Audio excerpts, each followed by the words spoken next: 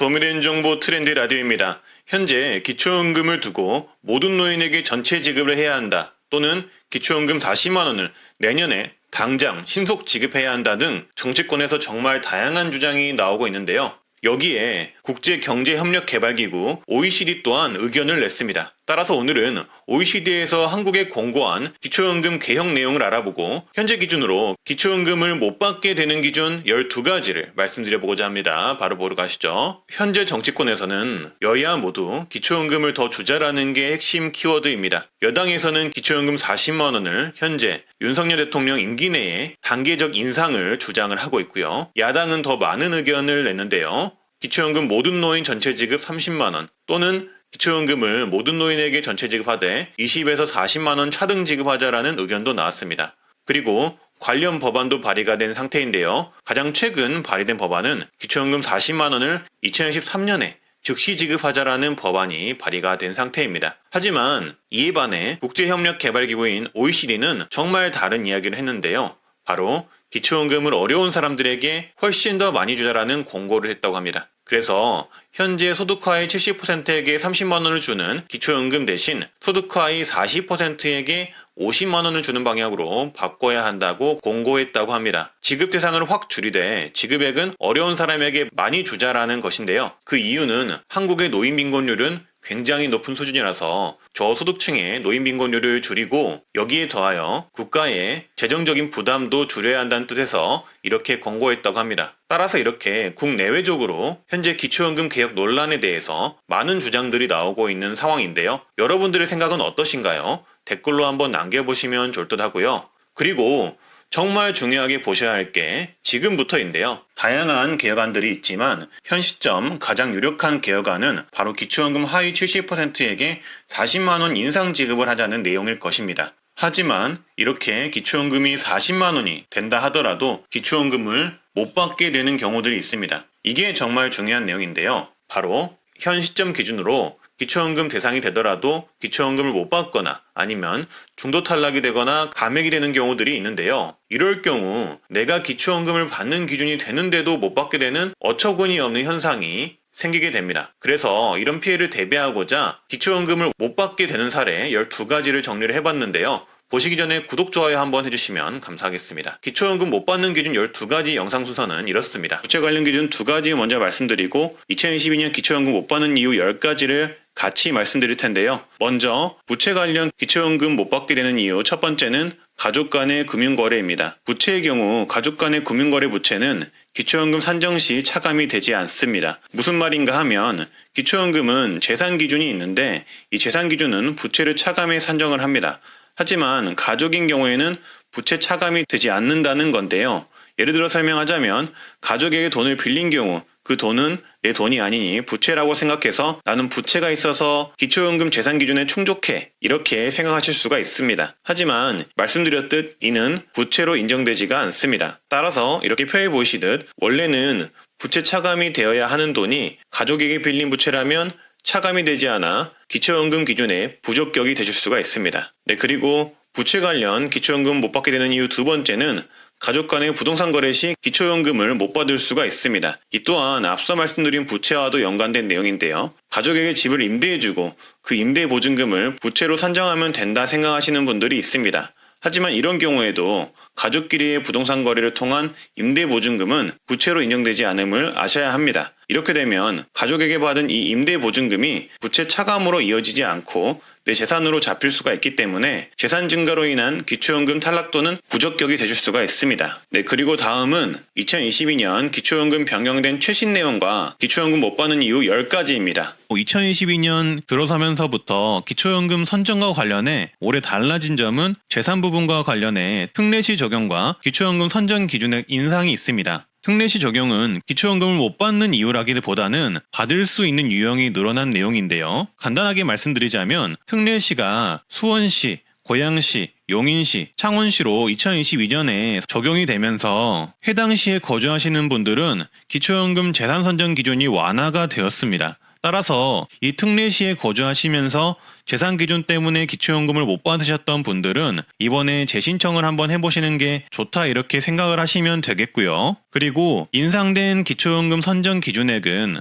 다음 내용인 기초연금을 못 받는 이유 10가지 내용에 포함되는 내용이니 해당 내용 만 65세 이상 기초연금 못 받는 유형 10가지 내용 말씀드리면서 한꺼번에 말씀드리도록 하겠습니다. 따라서 오늘은 2022년 노인지원금 기초연금을 못 받는 이유 10가지에 대해서 알려드리고자 합니다. 끝까지 보셔야만 도움이 되니 꼭 끝까지 봐주시고요. 기초연금 못 받는 이유 10가지 지금 바로 시작하겠습니다. 첫 번째는 소득과 재산이 기초연금 기준을 넘어가면 받지를 못합니다. 소득 인정액이 단독가구 약 180만원, 부부가구 약 288만원을 초과하는 경우 기초연금을 받지 못하게 됩니다. 여기서 소득 인정액은 소득만을 말하는 게 아니고요. 소득과 재산을 일정 비율에 곱한 금액이라고 생각하시면 됩니다. 따라서 우리는 이 소득 인정액을 따로 계산하기 어렵기 때문에 따로 계산할 필요는 없습니다. 신청을 하시면은 동사무소에서 주민센터에서 알아서 계산해 줍니다. 소득의 경우 근로소득, 사업소득, 임대소득,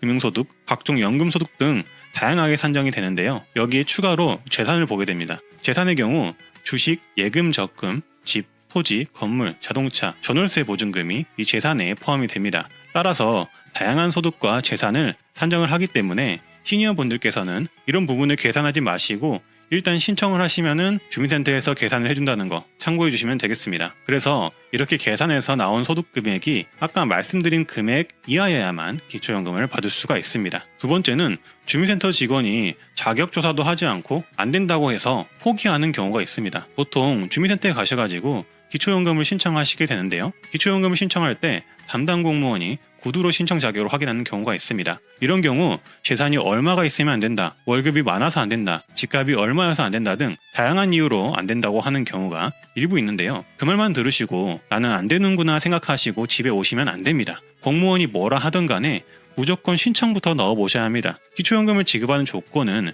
굉장히 까다롭고 번잡한 일입니다. 이거를 공무원의 짐작과 생각으로 선정 및 탈락 여부를 알 수가 없습니다. 따라서 공무원이 뭐라고 하든 간에 무조건 신청해 보셔야 합니다. 담당 공무원도 사람인지라 기초연금의 자세한 심사 기준을 일일이 다 체크할 수가 없고 본인의 소득과 재산을 계산할 수가 없습니다. 그러니 신청하시고 기다려 보시는 게 훨씬 더 옳은 판단입니다. 그리고 신청 접수를 하시고 탈락이 되셨다면 상세 내역을 확인할 수가 있는데요. 이것도 도움이 됩니다. 이 상세 내역을 확인해 보시면은 이때 내가 왜 탈락했는지 그 이유를 알 수가 있는데요. 만약에 그 이유가 개선이 된다면은 다시 신청을 해볼 수 있기 때문에 이 상세 내역을 꼭 확인하셔야 됩니다. 그리고 본인이 탈락한 이유가 해결이 됐다면은 꼭 다시 재신청을 해보셔야 되고요. 그리고 상세 내역을 봤을 때 잘못된 내용이 있거나 소득이나 재산이 변동이 되었을 때는 즉시 재신청해 보시는 게 좋습니다. 세 번째는 국외에 체류하는 경우 기초연금을 못 받을 수 있습니다. 국외 체류 기간이 60일이 넘어가면 바로 다음 달부터 기초연금이 정지가 됩니다. 자녀를 만나기 위해,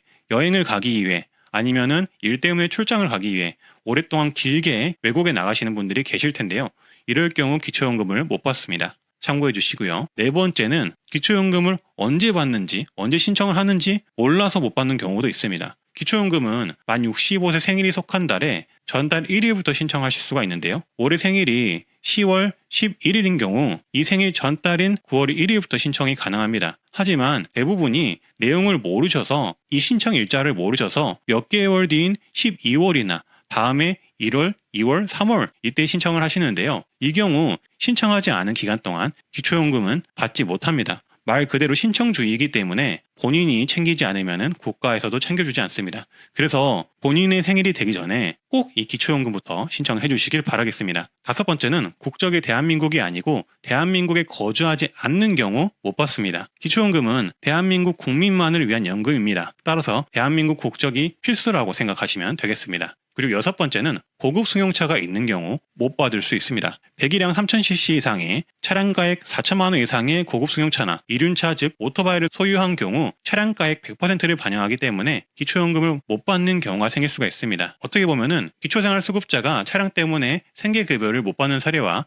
약간 유사하다고 보시면 됩니다. 여기서 배기량 3000cc 이상이면은 고급 승용차로 판단이 되고 그게 아니더라도 차량가액 4천만 원 이상이면은 고급 승용차로 판단이 되기 때문에 이 부분 참고를 해주시고요. 예외 사항으로는 고급 승용차이지만 연식이 10년 이상 되었거나 생업용 차량은 일반 차량으로 인정이 된다고 하니 이 부분을 참고해 주시고요. 그리고 장애인과 국가유공자는 한 대까지 고금수경차는 인정해 준다고 하니 참고해 주시면 되겠습니다. 그리고 7번째는 기초생활수급 어르신으로 생계급여를 받는 경우 기초연금을 못 받을 수 있습니다. 더 정확히 말씀을 드리자면 기초연금을 신청해서 받을 수는 있으나 기초연금을 받으면 그만큼 생계급여가 줄어들기 때문에 생계급여 수급자는 기초연금을 신청하지 않습니다. 거기다 혹시라도 받게 된다면 받게 된 기초연금은 소득 인정액으로 추산이 되어 생계급여마저도 탈락되어 버릴 수가 있고 추가 혜택인 의료급여 또한 탈락이 될 수가 있어서 기초생활수급자 어르신들은 기초연금 신청 자체를 안 합니다. 기초연금을 받았다고 소득으로 산정해 버리니까 어떻게 보면은 어려운 분들에게는 굉장히 있으나 마나한 정책인 거죠. 현재 이런 분들이 약 6만 명이나 된다고 하는데요. 어찌 보면은 제도적인 허점이나 마찬가지라서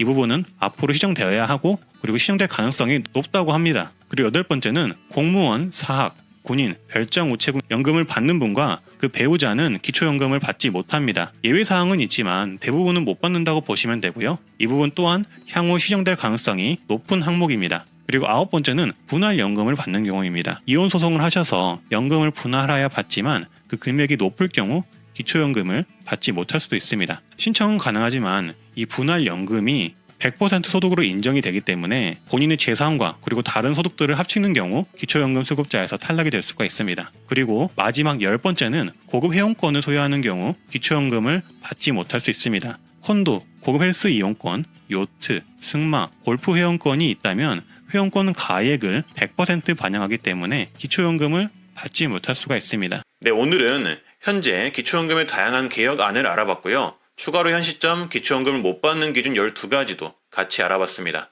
도움이 되셨으면 좋아요, 구독 한번 해주시면 감사하겠고요. 우리 트렌드라디오 시청자 동반자 여러분, 환절기 감기 정말 조심하셔야 합니다. 독감 예방주사 안 맞으셨다면 65세 이상은 무료이니 꼭 맞으시고요. 다들 좋은 하루 되시길 바라겠습니다. 항상 감사드립니다.